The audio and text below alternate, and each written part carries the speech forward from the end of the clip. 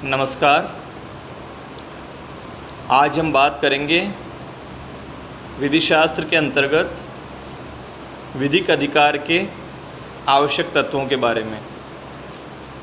Elements of a legal right. Salmond ने विधिक अधिकार के 5 आवश्यक तत्व बताए हैं। अधिकार का धारणकर्ता, विधिक अधिकार से आबद्ध व्यक्ति, विधिक अधिकार की अंतर्वस्तु, विधिक अधिकार की विषय वस्तु और स्वत्व या हक। तो सबसे पहले बात करते हैं विधिक अधिकार का धारणकर्ता यानी पर्सन ऑफ इनहेरियंस। विधिक अधिकार किसी व्यक्ति में निहित होता है। ऐसे व्यक्ति को संदर्भ के अनुसार विधिक अधिकार का धारणकर्ता स्वामी, हकदार व्यक्ति या कर्ता कहा जाता है। बिना व्यक्ति के विधिक अधिकार का अस्तित्व संभव नहीं है, परंतु ये आवश्यक नहीं है कि अधिकार का हकदार व्यक्ति कोई निश्चित या निर्धारित व्यक्ति ही हो। इसे एक उदाहरण द्वारा समझा जा सकता है कि एक अजन्मा व्यक्ति यानी अनबॉर्न चाइल्ड, जिसने अभी तक जन्म नहीं लिया है और जो माँ की कोख में ही है, वो भी अधिकार का हकदार हो सकता है, हालांकि उसके जीवित रहने या जीवित पैदा होने के बारे में कोई निश्चितता नहीं होती है। इसी प्रकार किसी संस्था या समिति के भी विधिक अधिकार हो सकते हैं, भले ही उसके सदस्यों की संख्या कितनी ही क्यों न हो। दूसरा आवश्यक तत्व सामंड ने बताया है अधिकार से आबद्ध व्यक्ति, पर्सन ऑफ इंसिडेंस। विधिक अधिकार का प्रयोग किसी व्यक्ति के विरुद्ध किया जाता है। ऐसे व्यक्ति पर तत्संबंधी कर्तव्य करने का भार होता है। अतः जिस व्यक्ति को कर्तव्य करते हुए अधिकार का भार वहन करना पड़ता है, उसे कर्तव्य का कर्ता, सब्जेक्ट ऑफ ड्यूटी या अधिकार से आबद्ध व्यक्ति कहते हैं। यानी जैसे किसी व्यक्ति को कोई अधिकार प्राप्त है और दूसरे व्यक्ति को उस अधिकार से संबंधित कुछ कार्य करने का कर्तव्य उसका बनता है, तो उस दूसरे व्यक्ति को अधिकार से आबद्ध व्यक्ति या कर्तव्य का कर्ता यानी कर्तव्य करने वाला या अधिकार से बंधा हुआ व्यक्ति यानी जिसे उस अधिकार के संबंध में कुछ करना है कहा जाएगा। यानी वह व्यक्ति जो अधिकार के धारणकर्ता के हित में किसी कार्य को करने के लिए कर्तव्याधीन हो यानी उसे किसी कार्य को करने का कर्तव्य हो, या कोई कार्य करने से प्रतिविरत यानी कार्य ना करने के लिए कर्तव्यबद्ध हो, यानी किसी कार्य को ना करना उसका कर्तव्य हो, वह व्यक्ति अधिकार से आबद्ध व्यक्ति कहलाता है। तीसरा आवश्यक तत्व जो सामंड के अनुसार है वो है अधिकार की अंतर्वस्तु, कंटेंट्स ऑफ लीगल राइट। विधिक अधिकार आबद्ध व्यक्ति को हकदार व्यक्ति के पक्ष में कोई कार्य करने या न करने के लिए बाध्य करता है। तो इस प्रकार किया गया कार्य यानी एक्ट या कार्यलोप यानी ओमिशन, इन्हें अधिकार की अंतर्वस्तु कहते हैं। चौथा आवश्यक तत्व सामंड के अनुसार है अधिकार की विषय वस्तु, सब्जेक्ट मैटर ऑफ राइट। अधिकार के धारणकर्ता को जो विधिक अधिकार रहता है वह किसी वस्तु से संबंधित होता है, उसे ही सामंड ने अधिकार की विषय वस्तु कहा है। परंतु हॉलैंड इस मत से सहमत नहीं है। उनके अनुसार सभी विधिक अधिकारों में अधिकार की विषय वस्तु का होना आवश्यक नहीं है। इसके लिए वे एक उदाहरण देते हैं। उदाहरण के लिए मान लिया जाए कि कै मालिक है और ख उसका नौकर है। यहाँ कै जो है वो अधिकार का धारण करता है तथा ख उस अधिकार से बाध्य है। कै को यह अधिकार है कि वह अपने नौकर ख की सेवाएं प्राप्त करे और ख को का ये कर्तव्य है कि वह अपने मालिक कै की सेवा करे। और ख द्वारा यानी नौकर द्वारा मालिक कै की जो सेवा की जाती है वो अधिकार की अंतर्वस्तु कंटेंट है, परंतु इसमें अधिकार की कोई विषय वस्तु यानी subject matter of the right कहीं नहीं है।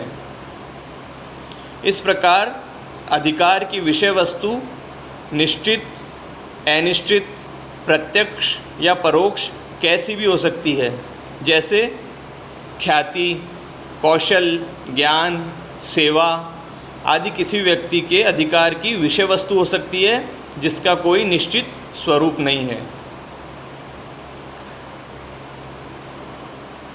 अधिकार के उपयुक्त 4 तत्वों में पहला और दूसरा यानी अधिकार का धारणकर्ता और अधिकार से आबद्ध व्यक्ति, ये तो व्यक्ति होते हैं, पर्सन होते हैं, जबकि तीसरा और चौथा यानी अधिकार के अंतर्वस्तु और विषय वस्तु कोई कार्य या अकार्य होता है। कार्य मतलब कोई कार्य का किया जाना, अकृत यानी जिस कार्य से विरत रहना आबद्ध व्यक्ति के लिए बाध्य होता है, जिससे आबद्ध व्यक्ति बाध्य होता है।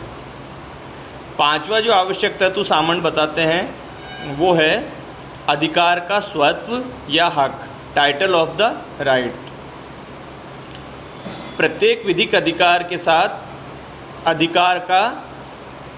अधिकार के धारणकर्ता का स्वत्व या हक यानी टाइटल जुड़ा होता है।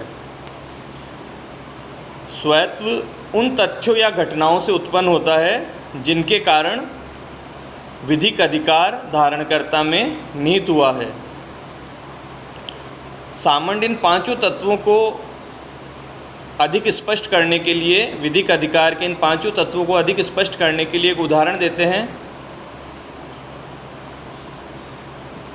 यदि कै कोई ज़मीन ख से खरीदता है तो इस दृष्टांत में कै हो गया अधिकार का धारणकर्ता या स्वामी। चूँकि इस प्रकार के अधिकार का प्रयोग समस्त विश्व के विरुद्ध किया जाता है, अतः इस उदाहरण में समस्त व्यक्ति कर्तव्य से आबद्ध या अधिकार से आबद्ध व्यक्ति हैं। कै को खरीदी हुई ज़मीन का अनन्य उपयोग यानी किसी भी तरह से उपयोग करने वो उसे अपने पास रख सकता है, उसका किसी भी प्रकार उपयोग कर सकता है, उसका वहन कर सकता है, बेच सकता है, गिरवी रख सकता है, यानी अनन्य उपयोग करने संबंधी जो अधिकार प्राप्त है उसे अधिकार की अंतर्वस्तु कहा जाएगा। और जो क्रय की गई भूमि है वो अधिकार की विषय वस्तु होगी, यानी सामंत के अनुसार अधिकार की विषय वस्तु कोई वस्तु ही हो सकती है। तो इस उदाहरण में जो क्रय की गई भूमि है वो अधिकार की विषय वस्तु होगी तथा उस भूमि के अधिकार का स्वत्व वह अंतरण पत्र होगा, वह दस्तावेज होगा जिसके द्वारा कै ने ख से जमीन का स्वामित्व प्राप्त किया है। तो उपरोक्त दृष्टांत से स्पष्ट होता है कि प्रत्येक अधिकार में 3 प्रकार के संबंध होते हैं। सबसे पहला, यह किसी व्यक्ति या व्यक्तियों के विरुद्ध होता है। दूसरा, यह ऐसे व्यक्ति या व्यक्तियों को कोई कार्य करने या किसी कार्य से प्रवृत्त रहने यानी कार्य ना करने के संबंध में होता है। और जिस वस्तु या से संबंधित कृत्य या अकृत्य यानी एक्ट और ओमिशन है उस पर या उसके बारे में यह अधिकार होता है। कुछ अधिकार ऐसे भी होते हैं जो व्यक्ति के स्वयं के प्रति है। उदाहरण के लिए,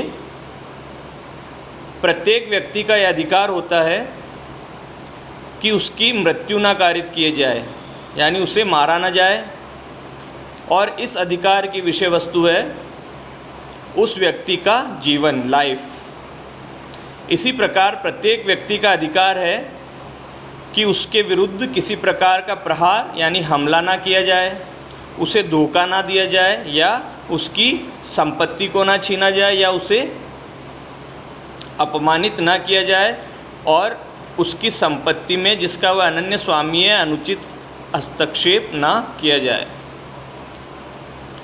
हॉलैंड और कीटन के अनुसार इन 5 तत्वों में केवल 4 तत्वों का होना ही आवश्यक है, यानी हॉलैंड और कीटन केवल 4 तत्वों को ही विधिक अधिकार के आवश्यक तत्व मानते हैं। अधिकार का धारणकर्ता, अधिकार से आबद्ध व्यक्ति, अधिकार की विषय वस्तु और अधिकार की अंतर वस्तु। हॉलैंड और कीटन स्वायत्व या हक यानी टाइटल को अधिकार का आवश्यक तत्व नहीं मानते, वे इसे अधिकार का साक्ष्य या अधिकार का स्रोत मात्र मानते हैं, इसलिए इसे अधिकार का स्वत्व नहीं माना जा सकता। अब 2 प्रश्न हमारे सामने उठते हैं। क्या स्वामी विहीन अधिकार संभव है? Can there be an honourless right? और दूसरा, क्या विषय वस्तु के बिना अधिकार संभव है? Can there be a right without object? तो क्या स्वामित्व विहीन अधिकार संभव है? इस बारे में इंग्लिश विधि की मान्यता है, अंग्रेजी विधि में यह मान्यता है कि स्वामी विहीन अधिकार संभव नहीं है। इंग्लिश विधि स्वामी विहीन अधिकार को स्वीकार नहीं करती है, क्योंकि स्वामी यानी धारणकर्ता के बिना विधिक अधिकार का अस्तित्व असंभव है। परंतु अधिकार का स्वामी अनिश्चित या समाश्रित हो सकता है। उदाहरणार्थ, एक अजन्मा व्यक्ति भी अधिकार का स्वामी यानी धारणकर्ता हो सकता है, यद्यपि उसके जन्म लेने या जीवित रहने के विषय में कोई निश्चितता नहीं है। दूसरा विचारणीय प्रश्न कि क्या विषय वस्तु के बिना विधिक अधिकार संभव है? इस विषय में अधिकार के संदर्भ में विषय वस्तु से आशय ऐसी पार्थिव विषय वस्तु से है जिससे वह अधिकार उद्भवित होता है, यानी उस अधिकार उत्पन्न होता है। तो सामंड के अनुसार अधिकार की विषय वस्तु ऑब्जेक्ट केवल पार्थिव वस्तु यानी मटेरियल ऑब्जेक्ट्स ही हो सकती हैं। परंतु हॉलैंड का विचार है कि अनेक अधिकार ऐसे होते हैं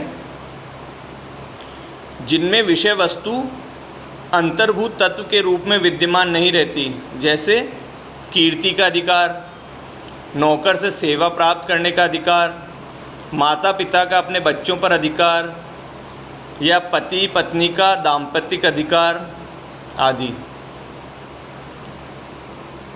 परंतु इन अधिकारों से संबंधित व्यक्ति ही अधिकार की विषय वस्तु है।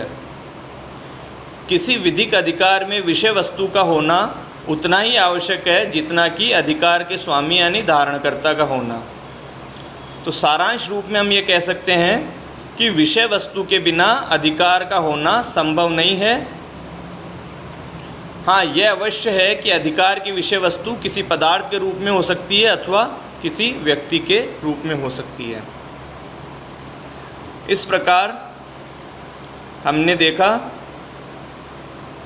कि सामंड ने विधिक अधिकार के 5 आवश्यक तत्व बताए हैं।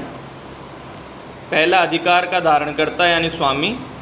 दूसरा, अधिकार से आबद्ध व्यक्ति यानी जो किसी कार्य को करने या ना करने के लिए उस अधिकार से संबंध में बाध्य है। तीसरा, अधिकार की अंतर्वस्तु कंटेंट्स। चौथा, अधिकार की विषय वस्तु सब्जेक्ट मैटर। और पांचवा, अधिकार या अधिकार का स्वायत्व या हक परंतु हॉलैंड और कीटन स्वायत्व या हक को विधिक अधिकार का आवश्यक तत्व नहीं मानते हैं। वो केवल 4 तत्वों को ही मान्यता देते हैं: अधिकार का धारणकर्ता, अधिकार से आबद्ध व्यक्ति, अधिकार की अंतर्वस्तु तथा अधिकार की विषय वस्तु। आज के लिए इतना ही। धन्यवाद। जय हिंद।